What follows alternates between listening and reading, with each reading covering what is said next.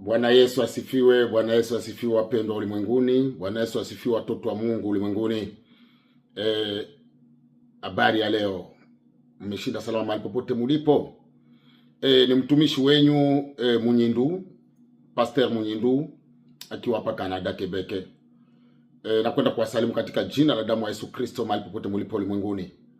Na nimekwenda kusema asante Mungu kwa maana tupo wazima. Asante Mungu kwa maana mahali popote tumekwenda tukarudi, safari tumekwenda tukarudi, japokuwa kulikuwa miba na mchongoma, kulikuwa walijaribu kufanya mfanye accident, ila Mungu ameufikisha salama. Asante na shukrani kwa wale wagonjwa wameamka leo. Wawe na imani kama Mungu amekwenda kuwaponya. Kwa maana kuamka leo haikukua kwa nguvu zao, haikukua kwa nguvu za familia zao, ila ilikuwa kwa nguvu za Mungu. Saa zingine katika familia wengine walisema wataamka tena, ila Mungu akasema nitawaamsha tena. Bwana Yesu asifiwe. Na wakaribisha tena twende kusikia neno fupi siku ya leo. Ni mimi mtumishi wenyu Jean-Pierre Munyindu Kigonga nikiwa hapa Canada. Na wakaribisha tena. Mimi niliwetwa na Mungu kwa ajili ya kuleta ile neema, ile kazi Mungu aliweka ndani yangu.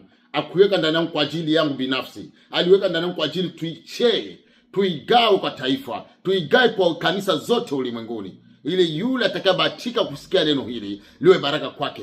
Kwa maana ninafurahi kuona watu wote wanakuwa pamoja na mimi na wakisikiliza neno lile linalotoka katika kinywa changu. Kwa maana kinywa hichi Mungu amenipa ni kwa ajili ya kutangaza habari njema, ni kwa ajili ya kufariji wale wote wanaovunjwa moyo, ni kwa ajili ya kufariji wale wote wanaoibiwa haki, ni kwa ajili ya kufariji wale wote. Oh, haleluya. Karibuni wapendwa mahali popote mlipo. Nawapenda sana. Basi tutakwenda kusikiliza wimbo wa Mafarisayo na waandishi. Kwa nini natia wimbo wa Mafarisayo na waandishi? Kichwa yetu ya neno katika somo tutakwenda kusikia leo, ama mahubiri tutakwenda kusikia leo, litakalo kujenga wewe na mimi mahali popote ulipo. Hiyo katika Mafarisayo na waandishi.